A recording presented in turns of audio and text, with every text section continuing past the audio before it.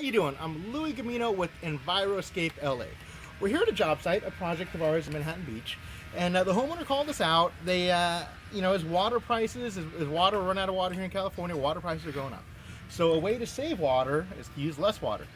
If you look at this planter I'm standing in, it's got a mature ligustrum hedge, a pittosporum hedge, Raphiolepis, some Liriope down at the bottom, and it was irrigated previously by overhead spray. Now we know overhead spray, basically what happens is you get the water, you throw it up in the air, then you try to direct where it's going to land to the best possibility, to the best of your capabilities.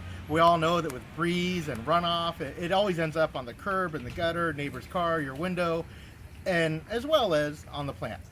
With drip irrigation, however, 100% of what is coming out of your tap water is being applied directly to the roots, where it's going to be used by the plants.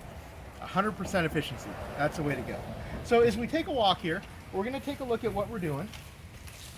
You can see these gentlemen here. They're already laying our drip tubing. In back of this area here, we have our installer. He's actually installing our valve as well as our pressure filter. Now those are both very vital components of a drip system. This planter actually extends all the way around.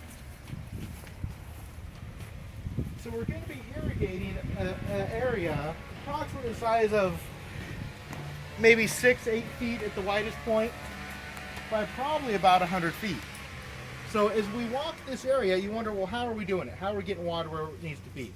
There's several components, important components, that goes into a drip system. One is you got to have the right drip tubing.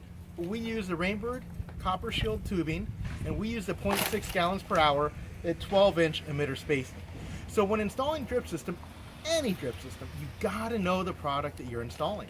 For instance, with this particular product, I know that if I use a medium-sized filter, that this filter, as well as a pressure regulator, it could handle anywhere from 3 to 15 gallons per minute flowing through here.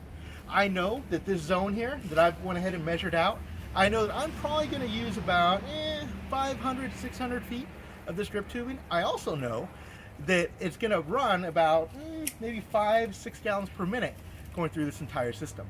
So your drip tubing as well as your pressure filter, they have to match up. If these two components do not match up, if you don't get your algebra right and run all the numbers, and they do not match up, your drip system will fail, and then drip irrigation will get a bad name. Of course, we always want to manage water to the best of our capabilities, so it's very, very vital that you know your numbers. For instance, I know that I could push about 340 linear feet coming off of one line, and I will have the same amount of water coming off that first emitter as I will the 340th. But I don't want to push it farther than that because it will result in an inefficient drip system. Those are just a couple of the components that you need to know. There's a whole booklet full of things to do and not to do, including having an ARV, an air relief valve, installed in your drip system, as well as a cleanout, another vital component of it. So there's a lot going in here. We're going to reduce the amount of water this homeowner is using. We're going to reduce it very, very greatly. So when you think about saving water, when you think about sustainability, think Enviroscape LA.